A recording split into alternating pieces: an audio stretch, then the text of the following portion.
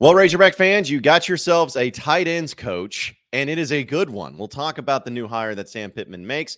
Also, give our first impressions of Ben Souders, the new strength and conditioning coach for the Razorbacks, and Bobby Petrino to Sin City. Oh, boy. It's all coming up on today's Locked On Razorbacks podcast. You are Locked On Razorbacks, your daily podcast on the Arkansas Razorbacks. Part of the Locked On Podcast Network, your team every day. And welcome into Locked On Razorbacks podcast. I am your host, John Neighbors. I am also the host of Out of Bounds. You can catch every weekday afternoon from 1 to 4 on 103.7 The Buzz and 103.7thebuzz.com. Hope everybody's having a wonderful Thursday as the sun is out. Wow. It was so long until we got to see the sun, but it's definitely out, and it's pretty bright in here. So loving in the fact that it's back. But maybe when we talked about the defensive coordinator being named by the time the sun came out, I guess it was more so for the tight end coach, because the sun comes out, and late last night it was being reported that Arkansas has officially hired a new tight ends coach in Morgan Turner. And it is an impressive one, to say the least. Now, we know that, of course, Dow Loggins left Arkansas to go and be the offensive coordinator at South Carolina. And we even talked about the tight ends coach being something of like, you want somebody in there that can recruit and try to keep the commitments that Arkansas have right now in. But no one really thought about, at least I didn't think about, any sort of name tight end coach, right? Being like, oh, yeah, you hire this guy, it's a big name. Except for Morgan Turner. Morgan Turner is one of the very, very, very few tight end coaches that actually has an impressive resume and a name to him, to where now he's coming from Stanford to Arkansas. And to just give you a little bit of a background, this was first reported by Trey Biddy and hogsports.com late last night, that and more sources came out as far as saying that he is expected to be the tight ends coach. He's been the Stanford tight ends coach since 2013. He's originally from Illinois, and on his bio, some of the recruiting areas that he was a part of in recruiting was Arkansas. Like, that was one of the places he looked out over. And he was apparently really big into the recruiting of Hudson Henry, where he almost went to Stanford. Stanford was actually his second choice. But in the other areas he recruits, it's Florida, Missouri, Iowa, Kansas, Minnesota, Nebraska, Wisconsin, and parts of California. So kind of all over the place. So he's got areas, at least, that he has familiarity, and a lot of them dealing with Arkansas and where they can be. So here's a little bit about his bio. According to the Stanford website, he was in his 10th season as a full-time member of the staff and 13th season overall with the program. He was part in the West Coast offense that was defined for physical play that they had in that offense. And also, he was responsible for NFL tight ends production that helped develop recent players like Dalton Schultz, Austin Hooper, Conrad Ruland, Kobe Fleener, Levine Tololo, and Zach Ertz, as well as Caden Smith and Stanford's most recent draft pick of Colby Parkinson. So, boom, right there is something I really like seeing. A lot of tight ends that were physical, that were really good, NFL guys that were all Pac-12, borderline All-American dudes, and he was a pivotal part in not only recruiting those guys, but getting them on campus and developing into really good tight ends. All right, so he's got that as far as the players go along with what he's done. He's also with the guys that he's had drafted. You know, some of them were fourth-round picks, first-round picks, kind of all over the place there too. He also had in Super Bowl 51, Atlanta had two of those tight ends on their Super Bowl roster where they were the runners-up. So they've been on part of teams that have been really good, and they've done a really good job of becoming one of the more physical deals. In fact, people forget Ertz. He was a All-American when he was there at tight end. So unanimous All-Americans. We're big on those unanimous All-Americans. So physicality, recruiting, development, and big names to go along with Morgan Turner, as Sam Pittman, I think, knocked it out of the park and did a great job of hiring him. And here's actually just a little bit of a video from Stanford as far as showing a little behind the scenes and what Razorback fans can expect to see from Morgan Turner and his coaching and what he's like just there during practices. Take a listen. Just get here, 6 inches behind the line, straight up against it, and your first step needs to be on it. Go through the whole thing, not just the first step. Careful about skipping too much. That is better. He's going to come in. He's going to give you a good shot. All right? I need to see some explosion coming up and through. And be low. Stop. Oh, bring it back. Bring it back. Your rhythm was off there. You feel it?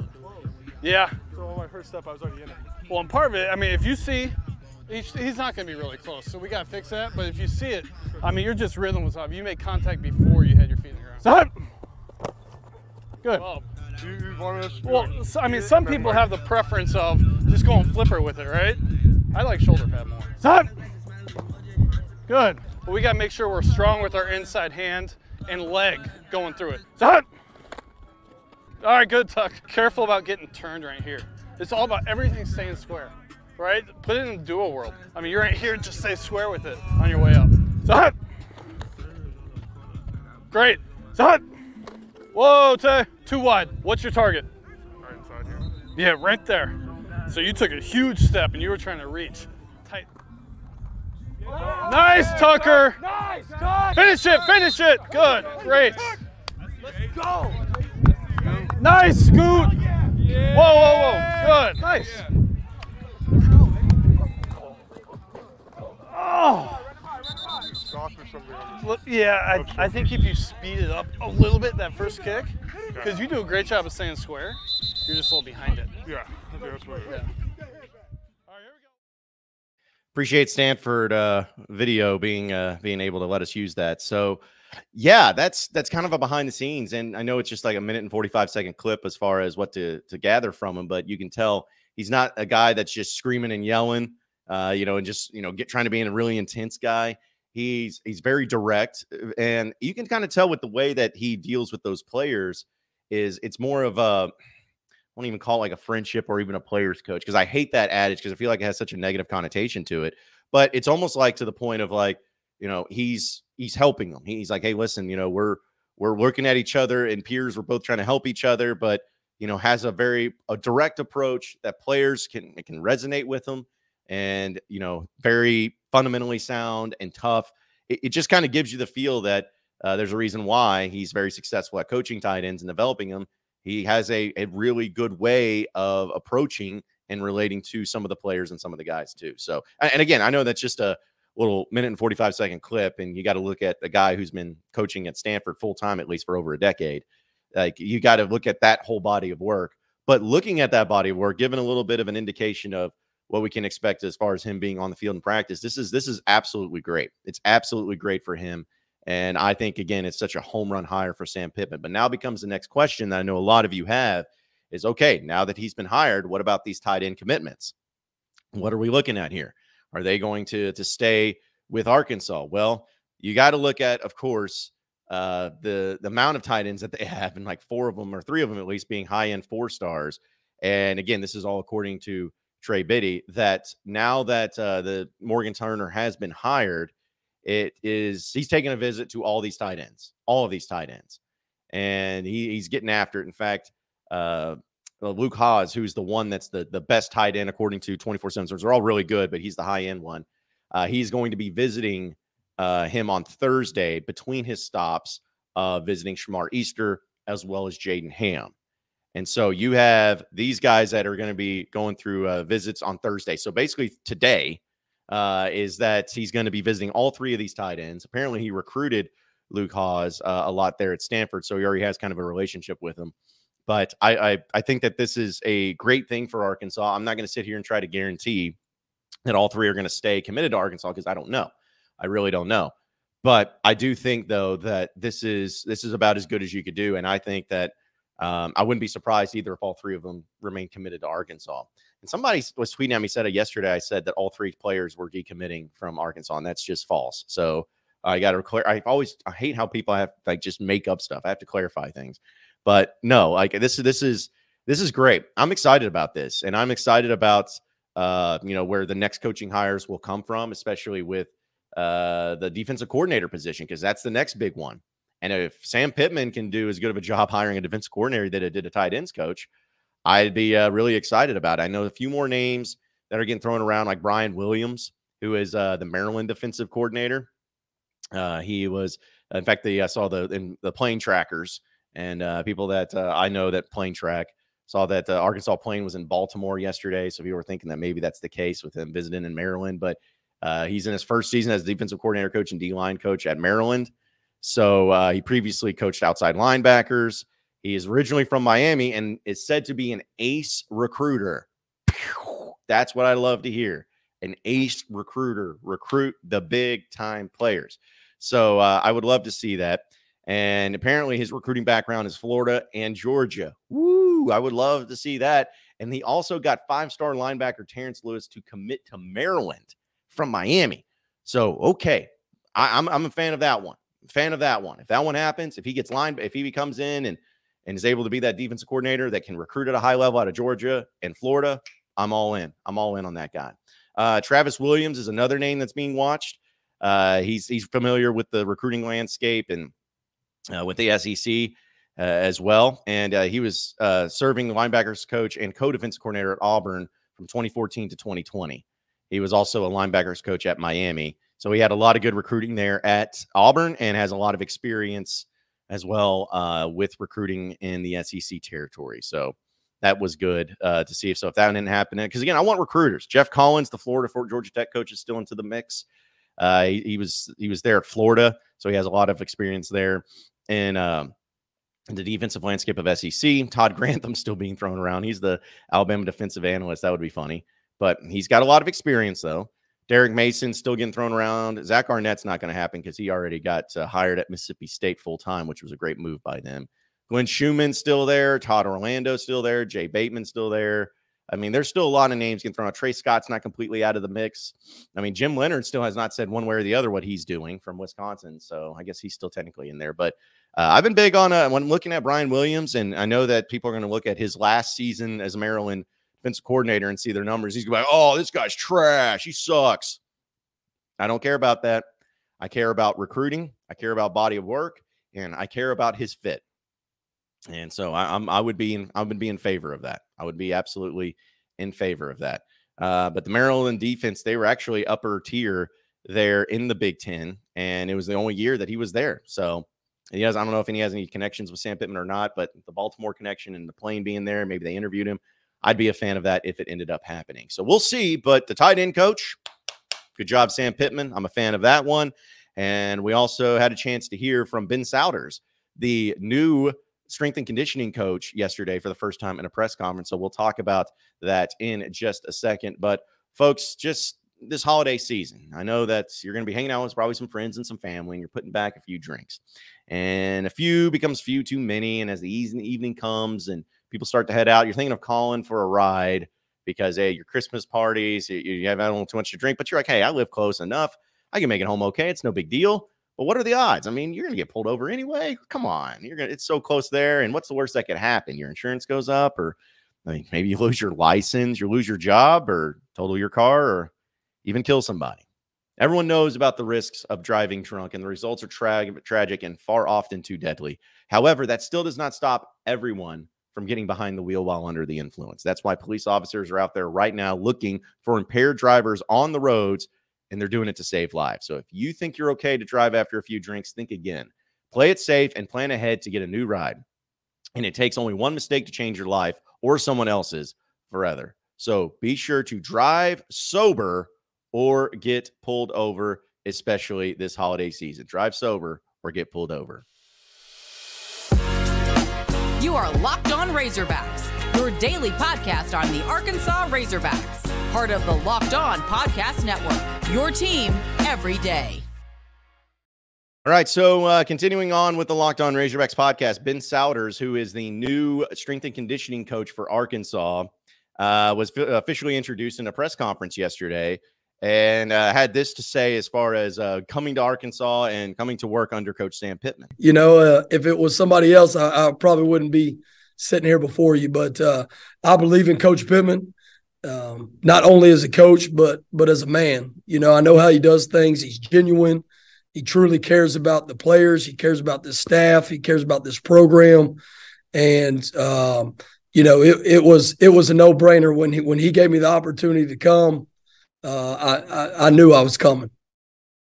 So Ben Souders there gives a little bit of a indication of why he's here, and Sam Pittman's one of the main reasons why he's here. He also went on to say that Coach Pittman reached out to him after their last game when he was at the University of Louisville and asked me if this was a place I'd be interested, and I told him absolutely I would be. So he's really big on Sam Pittman and really big on Arkansas, and I really love the fact that one of the things he talked about first, like when he was asked about what to do and how to do it and some of the focuses that he's going to have, he said, quote, "We've got to get better in the trenches. This game, this league, you've got to win the trench." That's O-line and D-line. So we've already put a huge premium on that. Our lifting and running, we start with our bigs and on everything that we do. And that's just to set the mindset that everything starts with you. We're going to win and lose up front. And for us to be successful, our O-line and D-line have to understand why they lead the charge. So he's saying all the right things. He's saying all the right things, and he's 100% correct. And that was something you could tell Arkansas struggled a little bit this year, because people saw the offensive line at times struggle, especially late in the season. And everybody was saying, oh, that's Cody Kennedy, or oh, that's Sam Pittman. And I'm not saying that they're not completely and totally at fault at times, but you really got to think about it too. Sam Pittman, like the dude who is without a doubt the best offensive line coach in the entire country, who has been coaching offensive lines forever, coached it for championship caliber teams, had some of the most highly decorated players, high draft picks everywhere he's gone. You think that just this year, suddenly his offensive lines that have been renowned for being physical and dominant just didn't become that way? I have a hard time believing that. So I believe that it was an issue with strength and conditioning, and the coach, Jamil Walker, who was fired immediately after Missouri game. There was a lot of things that I heard that were behind the scenes that people don't even know about. It wasn't simply just, the offensive line, for instance. There was a lot of things and a lot of the reasons why they ended up moving on. But the fact that Sam Pittman called him up after Louisville's final game shows you that Sam Pittman was done. He was done with Walker, and he was moving on. He's like, I'm done with this. We're getting somebody in here. And so it's really good to see him understand it and know it. And he's got some good experience. And obviously the experience he had there at Georgia was really great too. So, but I think, again, I'm not going to try to pretend that I know all about strength and conditioning and what's good and what's not good, what works, what doesn't work, or anything like that, because I'm not that arrogant or naive to think that. But just because I do understand, though, what it takes to win in the SEC and what you have to have, trench play is the most important thing. And you got to be physical up front. If you're physical on offensive line and defensive line, you're going to win games based on that alone. Based on that alone. You could have an average quarterback, average running back, average linebackers, average safeties. Like, you could have average across the board, but if you have elite physical offensive and defensive lines, that's going to be worth 7 to 8 games. It's just the way it is. So it is the most important thing. So I think Sam Pittman did a good job of getting somebody here that has a lot of experience, that understands what it's important, and seems to be really excited about being here at Arkansas. I also thought it was pretty funny that apparently Souders was on the trip that Georgia made to Fayetteville during the COVID year, that first game of the season when Arkansas was actually leading at halftime. And he said, quote, Coach Kirby Smart said that was the loudest half-full stadium we've ever been to. So I can't wait to play that way in the first home game when we roll the ball out and get around Hog Nation and we call the Hogs. Love hearing that. Love hearing that. That's the type of stuff that you want to hear about. So just in the press conference alone, I was really impressive. I was really impressed with what he was able to say and do. And, look at his resume. I mean, look at his picture there in that graphic. Does that not look like a man that wants to get pretty intense about lifting and getting stronger and getting more physical too? That's what I would appreciate and like to see from a strength and conditioning coach. I'm going to try to get him on the podcast, see if I can make that possible. I'd love to get Morgan Turner on the podcast too. I like getting new coaches on, and I'm going to try to make that happen. We'll see. I'm still just a lowly podcast after all. But I think it'd just be so much fun to talk to him about his journey and about being here and doing what he's supposed to do. And I also saw that his wife seems to be really excited about being here too. And she kind of got into it with some on social media with some Louisville fans too, and talking trash to him. So I'm like, okay, yeah, you guys are going to fit in just fine here. Can't wait to see what all you're going to be doing and bringing in. So I'm excited about it. I think it's great. So far, I think Sam Pittman, just based on paper, on what we know about with these two hires, and I know that Souders is official. Turner is not officially official to where they put out from the University of Arkansas a press release, but all the major reporters are reporting that this is the case and he will be the next tight end coach. So far, I like what Sam Pittman's doing. The defensive coordinator spot is up next. We know you got to wait on it, but I don't think we're going to have to worry about Arkansas being whooped physically next season, especially with Ben Souders in place, because he seems like the right man for the job. BetOnline.net is your number one source for sports betting info, stats, news, and analysis. So get the latest odds and trends for every professional and amateur league out there, from pro football to college bowl season to basketball to World Cup. They've got it all at BetOnline.net. So if you love sports podcasts, you can also find one of those at BetOnline as well. And they're always the fastest and easiest way to get all of your betting info. So head over to the website today or use your mobile device to learn more over at BetOnline, where the game starts.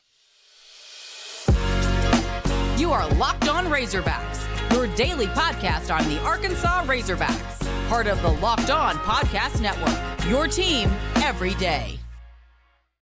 All right, so final segment here on the Locked On Razorbacks podcast. I am so excited about this. Okay, so it was being reported, I guess, last week that Bobby Petrino was in the mix for the Texas A&M job as the offensive coordinator. And I saw that, and I'm like, man, I don't want that. I don't want to deal with that. I don't want Bobby back in the SEC, especially at a place like A&M. Bobby is too good for A&M. He's too awesome for A&M. He's too cool for A&M. So I don't want to see that. I would be bummed if that happened. So I was kind of sweating bullets a little bit. I didn't want to face Bobby Petrino again. Like, Arkansas got lucky this past year against Missouri State. Did not want to face him again. And so I was nervous that he was going to go to A&M. But that's not the case. Instead, this is according to Chris Lowe of ESPN. Bobby Petrino is returning to the FBS ranks as an offensive coordinator, but at UNLV under Barry Odom, the new head coach over there. And I am like, that is phenomenal. I think UNLV has become my second favorite team that I'm going to be rooting for this year.